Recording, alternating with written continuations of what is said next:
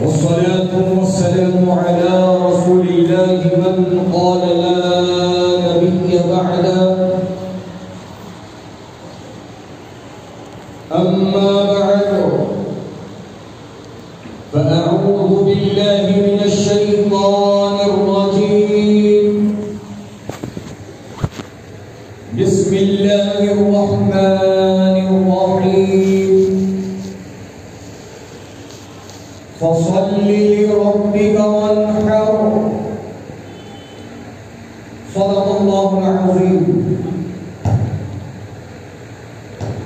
على حضرت امام اہل سنت الشاہ امام احمد رضا خان فاضل عجم و علم ارشاد فرماتے ہیں،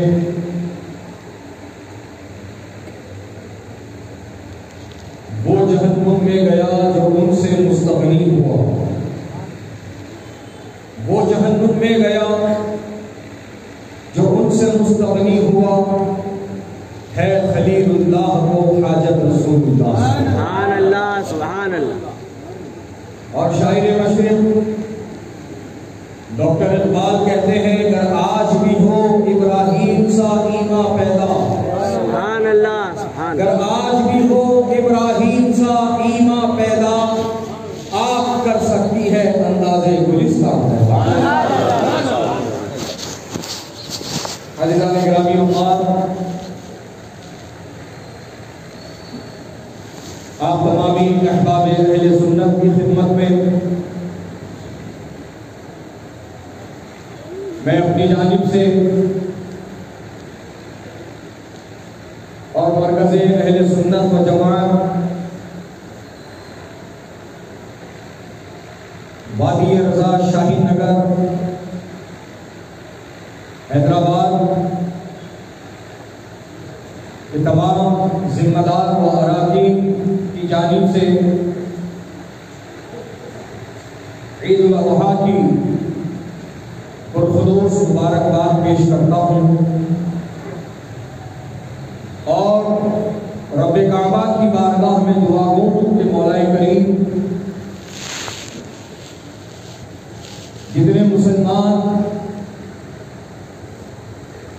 مناسک حج ادا کر رہے ہیں ان سب کے حج کو تو قبول فرما، ان کی تمام مانگی ہوئی جائز دعاؤں کو ان کے حق میں اور ہر مومن کے حق میں قبول فرما، اور ہم سب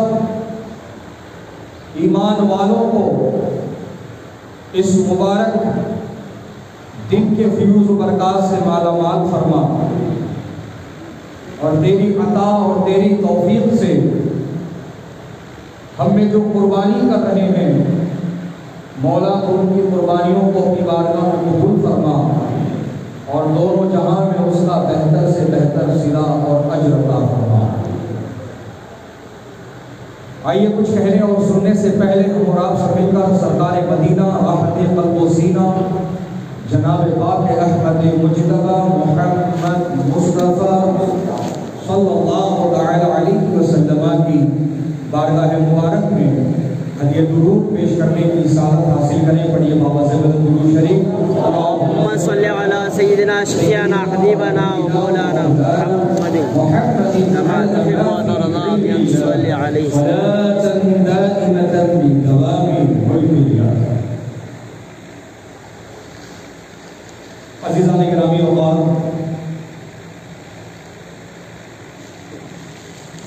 یقیناً آج کا دن بڑی خصوصیات کا حامل دن ہے کہ آج 10 ذی الحجہ کی تاریخ ہے، اور یہ ایام النحر کا پہلا دن ہے. ایام النحر 3 دن ہے، 10 ذی الحجہ، 11 ذی الحجہ اور 12 ذی الحجہ. 10 ذی الحجہ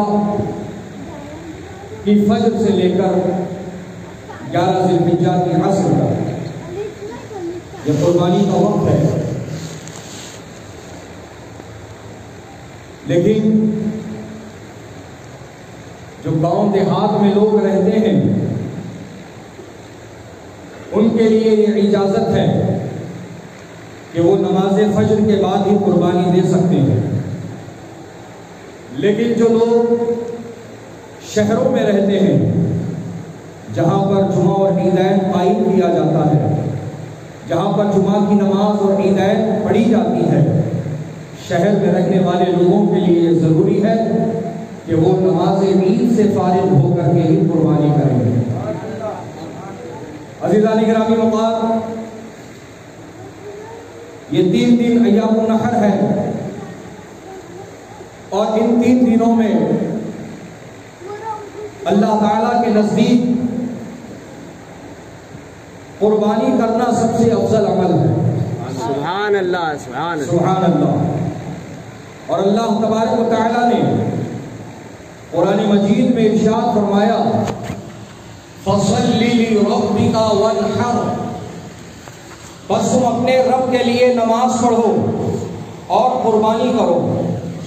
نحر یعنی خون بہاؤ، یعنی تم قربانی کرو۔ تو حضرات محترم، قربانی ہر مالک نصاب پر واجب ہے، اور اس کی بڑی فضیلتیں ہیں۔ اس کی فضیلتیں یہ ہے کہ آقا کریم رؤوف الرحیم علیہ السلام سے صحابہ کرام نے عرض کیا یا رسول اللہ قربانی کیا ہے؟ میرے آقا نے جواب دیا تمہارے باپ ابراہیم علیہ السلام کی سنت ہے۔ سبحان اللہ، سبحان اللہ۔ حضرات محترم، حضرت ابراہیم علیہ السلام جلیل القدر پیغمبر ہیں جنہیں ابو الانبیاء کہا جاتا ہے، سبحان اللہ، جنہیں خلیل اللہ کہا جاتا ہے۔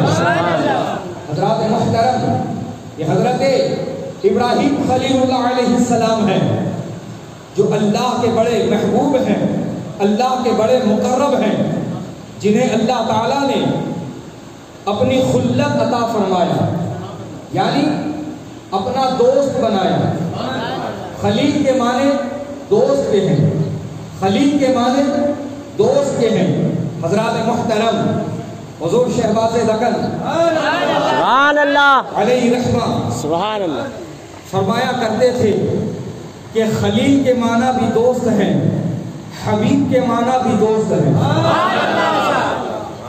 خلیل کے معنی بھی دوست ہیں، حبیب کے معنی بھی دوست ہیں۔ کیا خلیل و حبیب برابر ہیں؟ اللہ، کیا خلیل و حبیب برابر ہیں؟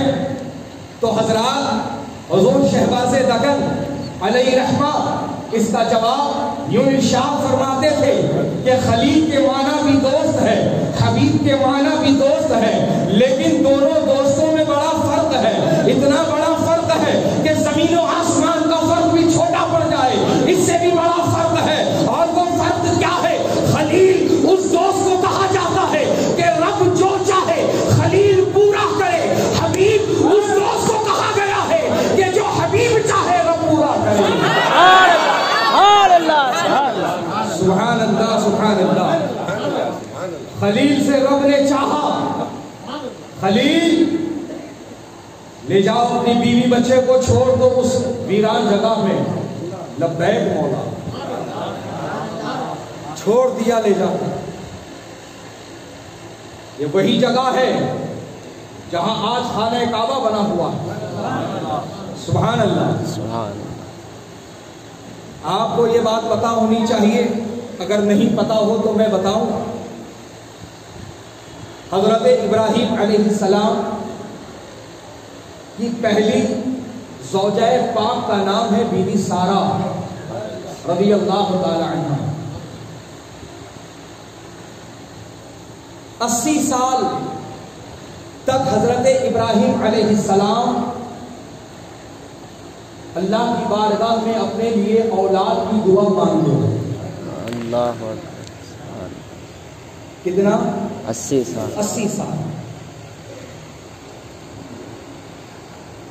اور آپ کی دوسری شریک حیات کا نام ہے بی بی ہاجرہ رضی اللہ تعالی عنہ، جو بی بی سارہ کی خادمہ تھی. بی بی سارہ کی بی بی ہاجرہ خادمہ تھی.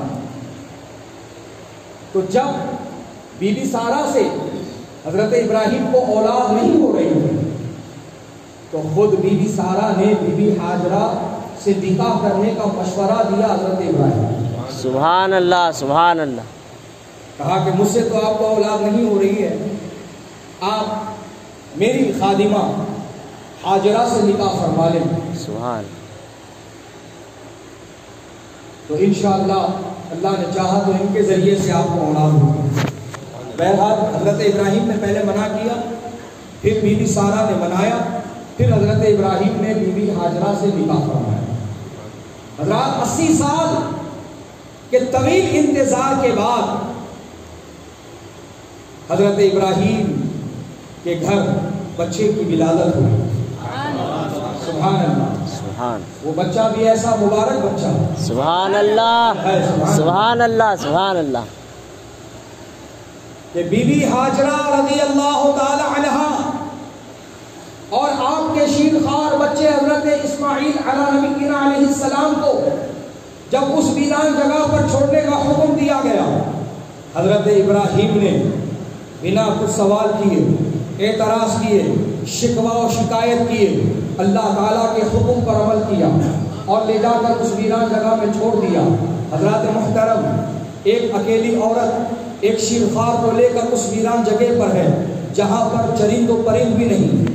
چرند و پرند بھی اس جگہ میں رہنا پسند کرتے ہیں جہاں دانا پانی ہو.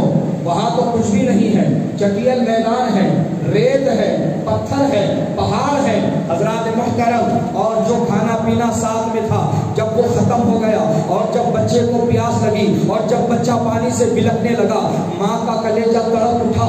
حضرت بی بی ہاجرہ نے اپنے شہزادے کو زمین پر لٹایا اور پانی کی تلاش میں دوڑ پڑی، یہاں تک کہ وہ دوڑتے دوڑتے صفا کی پہاڑی پر چڑھ گئی. اور جب مروہ کی طرف دیکھتی ہے تو انہیں وہاں پانی نظر آتا ہے، وہ دوڑتے ہوئے آتی ہے، پھر مروہ کی پہاڑی پر چڑھ جاتی ہے. حضرات محترم، اس طرح سے صفا و مروہ کے درمیان اس اللہ کی بندی نے 7 چکر کاٹے اور اس کے بعد میں جب اپنے بچے کی خیریت لینے کے لیے بچے کے پاس لوٹ کر آتی ہے تو کیا دیکھتی ہے کہ پیاس کی شدت سے بچہ اور زیادہ رو رہا ہے، تڑپ رہا ہے، مچل رہا ہے اور اپنے پیروں کو زمین پر رگڑ رہا ہے. اللہ تعالیٰ نے اپنی شان قدرت سے حضرت ابراہیم علیہ السلام کے ان قدموں کی برکت سے اللہ نے جہاں پانی کا تصور نہیں کیا جا سکتا، اللہ نے وہاں پانی کا چشمہ جاری فرما دیا. حضرات محترم، بی بی ہاجرہ نے جب اس پانی کو دیکھا تو اللہ تعالیٰ کی بارگاہ میں وہ سجدہ وریز ہو گئی، وہ سربہ سجود ہو گئی. اور جب انہوں نے سجدے سے سر اٹھایا تو دیکھا پانی بڑی تیزی کے ساتھ بہ رہا ہے. انہوں نے ہر چند کوشش کی پانی کو روکنے کی، کبھی مٹی کی دیوار بنائی، کبھی پتھر جوڑے، لیکن ہر کوشش ناکام رہی. پانی ہے کہ بہتے جا رہا ہے، پانی ہے کہ نکلتا جا رہا ہے. بالآخر اللہ کی اس محبوب بندی نے پانی کو حکم دیا، زمزم. سبحان اللہ. زمزم، رک جا، ٹھہر جا. تو پانی وہیں رک گیا. سبحان اللہ. اللہ کے محبوبوں کی زبان میں وہ تاثیر ہوتی ہے.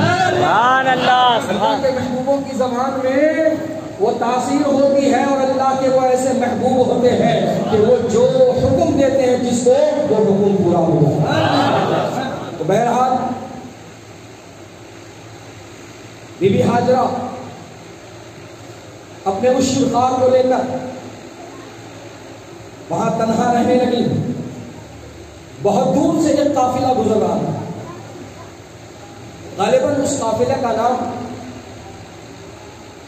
بنو کلب ہے غالباً. بہرحال وہ قافلہ بہت دور سے گزر رہا تھا، وہ ایک بنجاروں کا قافلہ تھا.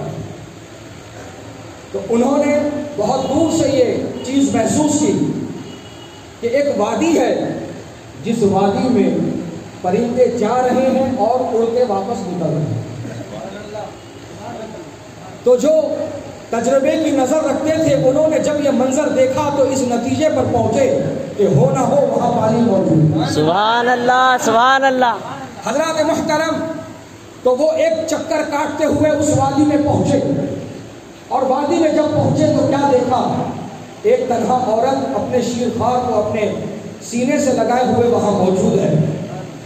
اس قافلے کی عورتیں آگے آئیں اور بی بی حاجرہ سے گفتگو کی، تو بی بی حاجرہ نے ان کو تفصیل بتائی، اور وہاں پانی کیسے نکلا وہ بھی بتایا۔ سبحان اللہ سبحان اللہ۔ تو وہ قافلے والے جو کہیں اور جانے کا منصوبہ رکھتے تھے، جب انہوں نے وہ واقعہ سنا تو وہ اس نتیجے پر پہنچ گئے، نہ یہ خاتون معمولی ہے، نہ اس کے گود کا یہ بچہ معمولی ہے۔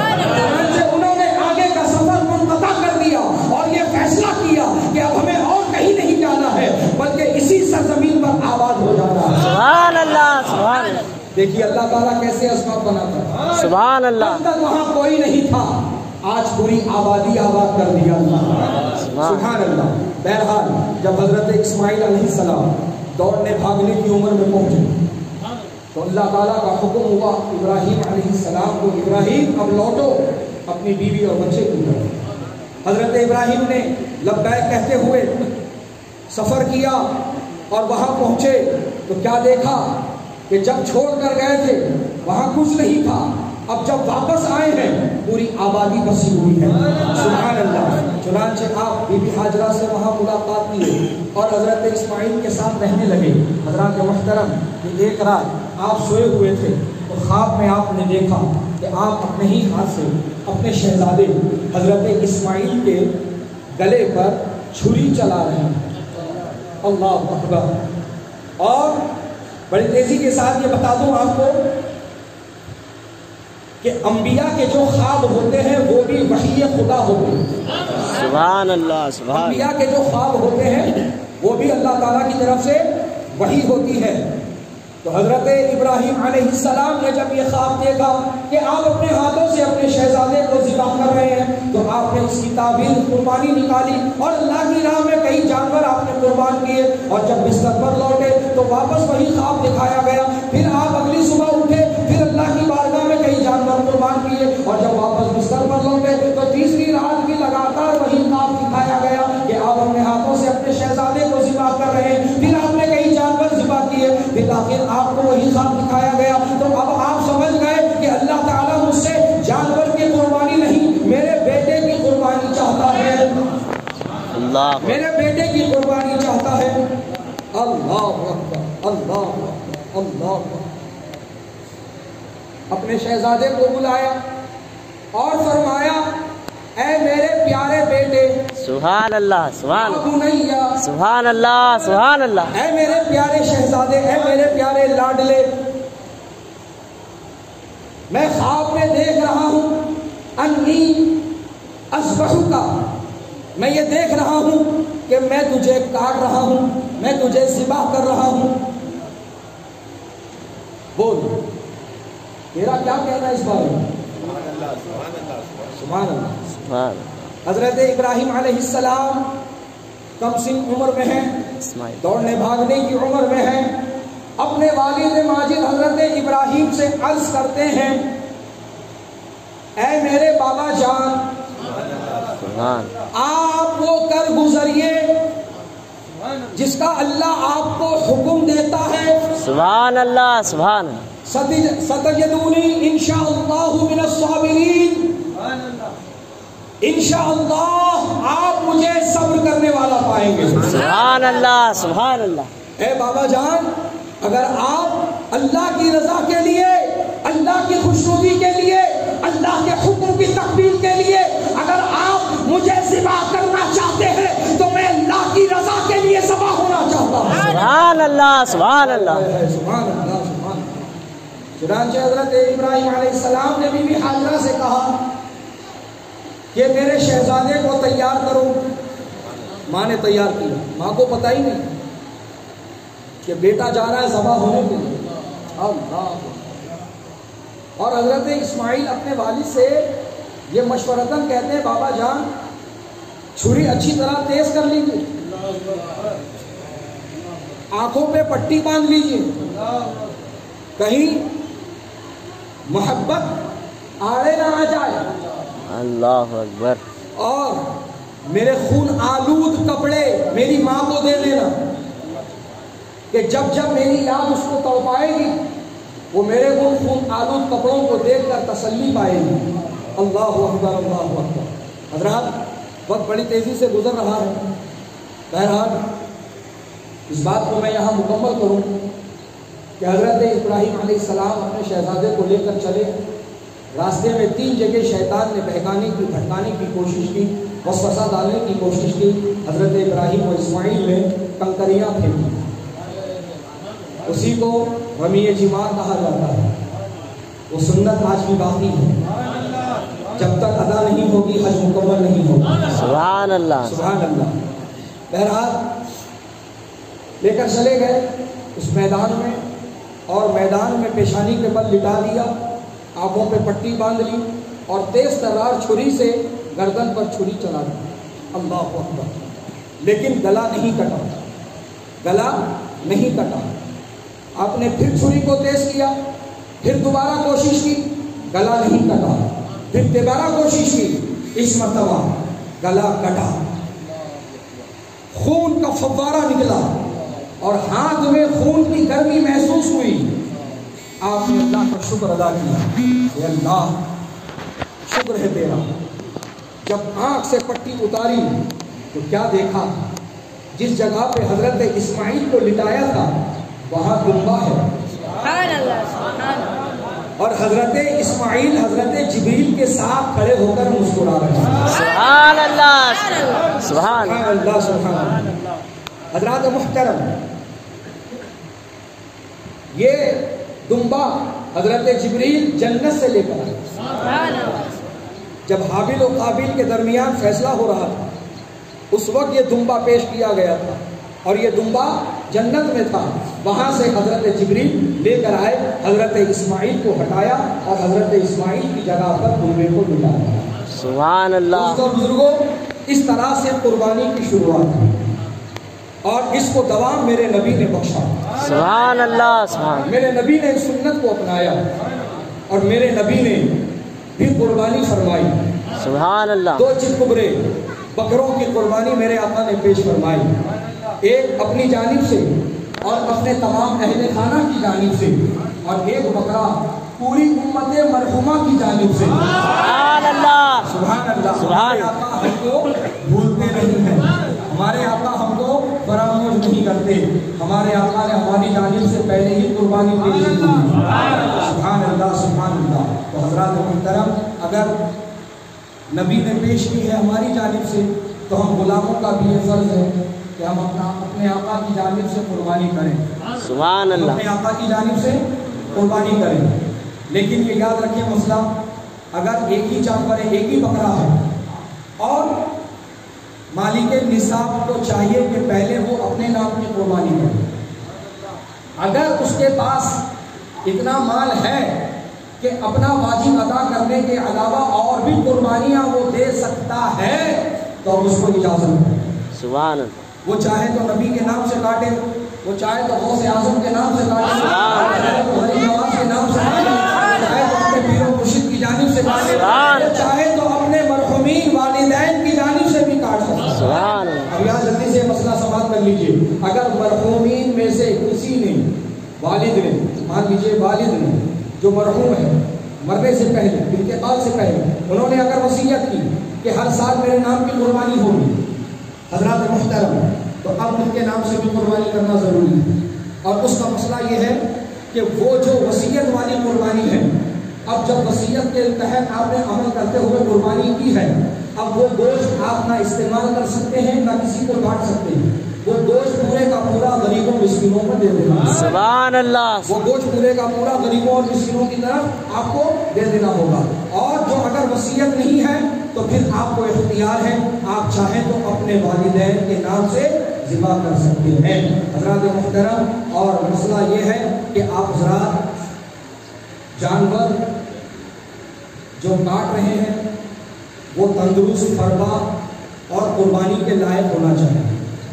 جو قربانی کے مسائل ہیں اگر نہیں معلوم ہے تو آئیے تشریف لائیے، دارالعلوم فیض رضا کہ اساتذہ اکرام مفتیان اکرام آپ کی خدمت کے لیے حاضر ہیں۔ سبحان اللہ۔ الحمدللہ جو بھی مسئلہ آپ کو دریافت کرنا ہے آپ تشفی بخش انشاءاللہ جواب پائیں گے، دلائل کی روشنی میں جواب پائیں گے سبحان اللہ۔ حضرات محترم، اور اس کے ساتھ ساتھ میں آپ سے یہ بھی مسئلہ بتانا چاہتا ہوں کہ اگر آپ کسی بد مذہب کے ہاتھ سے اگر قربانی کا جانور ذبح کروائیں گے تو وہ قربانی ضائع ہو جائے گی، وہ قربانی کا جانور خراب ہو جائے گا۔ لہٰذا اس مسئلے کی طرف آپ توجہ فرمائیں، کسی بد مذہب کے نام کسی بد مذہب کے ہاتھ سے آپ ہرگز جانور قربان نہ کروائیں۔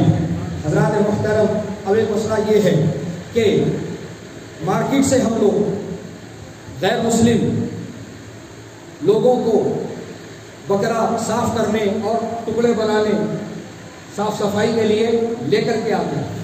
یہ لوگ اکثر شہر میں لوگوں کے پاس جا کر کے یہ کام کرتے ہیں۔ تو حضرات محترم، اب مسئلہ یہ ہے کہ اگر وہ غیر مسلم ہیں، ذبح آپ نے کیا ہے لیکن پورا صاف ہو کر ٹکڑے ہونے تک اور ان کے وہاں سے رخصت ہونے تک وہ پورا گوشت آپ کی نگرانی میں رہنا چاہیے، وہ پورا گوشت آپ کی نگرانی میں رہنا چاہیے۔ ایک لمحے کے لیے بھی نگرانی چوکی تو وہ گوشت کا مسئلہ الگ ہو جائے گا، اللہ وہ گوشت کا مسئلہ الگ ہو جائے گا، اس کا کھانا حرام ہو گیا۔ اللہ اکبر۔ لہذا اگر غیر مسلم صفائی کاٹنے والوں کو، جن کو کسائی کہتے ہیں، قصاب کہتے ہیں، ان کو لاتے ہیں تو پھر پورا کام آپ کی نگرانی میں ہونا چاہیے، صفائی سے لے کر ٹکڑے بننے تک اور ان کے وہاں سے رخصت ہونے تک ایک لمحے کے لیے بھی نظر آپ کی چوکنی نہیں چاہیے۔ ان تمام باریکیوں کی طرف نظر رکھیں، انشاءاللہ پھر کسی موقع سے یہ مسائل آپ تک پہنچائے جائیں گے۔ بہرحال نماز عید الاضحیٰ کا وقت ہو چکا ہے اور نماز عید الاضحیٰ کا طریقہ اب آپ سماعت فرما لیں۔ پہلے تو آپ نیت فرما لیں، میں جیسے کہوں آپ میرے ساتھ دہرا لیں۔ نیت کی میں نے نماز عید الاضحیٰ واجب زائد 6 تکبیرات کی ادا کرنے کی واسطے اللہ تعالیٰ کی منہ میرا کعبہ شریف کی طرف پیچھے اس امام اور امام کہیں گے میں امام جو حاضر ہیں اور جو حاضر ہوں گے۔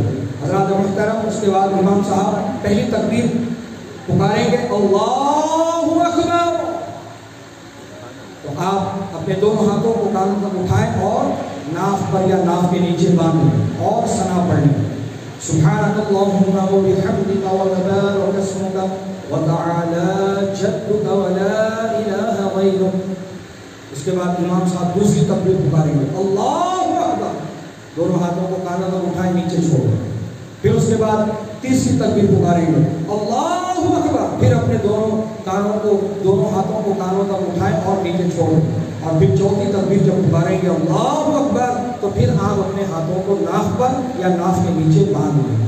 حضرات محترم، اس کے بعد امام صاحب سورہ فاتحہ اور ضم سورہ کی تلاوت فرمائیں گے، اس کے بعد رکوع و سجود ہوں گے اور دوسری رکعت کے لیے کھڑے ہو جائیں گے اور پھر تلاوت ہوگی سورہ فاتحہ اور ضم سورہ کی، اور اس کے بعد رکوع میں جانے سے پہلے پھر تکبیرات پکارے جائیں گے اللہ اکبر، پھر دونوں ہاتھوں کو کانوں کو اٹھائے نیچے چھوڑ دیں اللہ اکبر، پھر دونوں ہاتھوں کو کانوں تک اٹھائے نیچے چھوڑ دیں اللہ اکبر، پھر دونوں ہاتھوں کو کانوں تک لے جائیں اور نیچے چھوڑ دیں، اور پھر جب چوتھی تکبیر پکاریں گے امام صاحب تو بغیر ہاتھ اٹھائے سیدھے اللہ اکبر کہتے ہوئے آپ رکوع میں چلے جائیں گے۔ یہ ہے نماز عید الاضحیٰ کا طریقہ۔ اس کے بعد قید آخرہ، تشہد، درود ابراہیم، دعائے معصورہ، سلام، اس کے بعد خطبہ، اس کے بعد عید کا خطبہ، اس کے بعد دعا، سلام، مصافحہ اور معانقہ، اس کے بعد گلشن۔ اور یہ اعلان آخر میں آپ حضرات کے لیے کہ الحمدللہ دارالعلوم فیض رضا و مدرسۃ البنات فاطمہ جان جو الحمدللہ لڑکوں کا اور لڑکیوں کا دونوں کا مدرسہ مرکز میں الحمدللہ قائم ہے اور چل رہا ہے۔ الحمدللہ ان طلباء اور طالبات کے قیام و قیام، تعلیم و تربیت، کتاب وغیرہ ہر چیز مرکز کی جانب سے فراہم کی جاتی ہے. کسی سے کوئی پیسہ فیس ماہانہ کچھ نہیں دیا جاتا اور یہ سارے کا سارا انتظام آپ حضرات کی مدد سے ہوتا ہے. رمضان میں زکوٰۃ فطرہ کے ذریعے سے اور شب میں قربانی کے ذریعے سے اب موقع ہے عید قربا کا. چند قربانی کے ذریعے سے آپ حضرات مرکز اہل سنت دارالعلوم فیض رضا مدرسۃ البنات فاطمہ جان کو آپ چند قربانی عنایت فرما کر کے شکریہ کا موقع دیں. انشاءاللہ ہم بھی آپ کے لیے دعا کریں گے اور مدرسے میں پڑھنے والے تمام طلباء اور طالبات بھی آپ کے لیے دعا کریں گے. اور ایک چھوٹی سی آپ سے میری خواہش ہے کہ چرم کے دام بہت زیادہ گر گئے ہیں. 3 سال 4 سال سے چرم کے وہ دام نہیں جو کبھی ہوا کرتے تھے. بہت مختصر دام ہو گیا ہے. آپ حضرات کو تو حقیقت پتہ ہی ہے. تو میں یہ چاہتا ہوں کہ جہاں آپ چرم عطا کر رہے ہیں وہیں پر آپ کچھ مالی مدد بھی فراہم کریں. اور انشاءاللہ جو حضرات آن لائن ٹرانزیکشن کرنا چاہتے ہیں ان کے لیے QR کوڈ کا بھی انتظام ہے. وہ اسکین کر کے ڈائریکٹ ٹرانزیکشن کر سکتے ہیں. اب آپ حضرات کھڑے ہو جائیے اور صفوں کو درست کرنا ہے. ہمارے YouTube چینل حقیقی سنی دلیر قادری کو سبسکرائب کریں اور بیل آئیکن پر کلک کریں.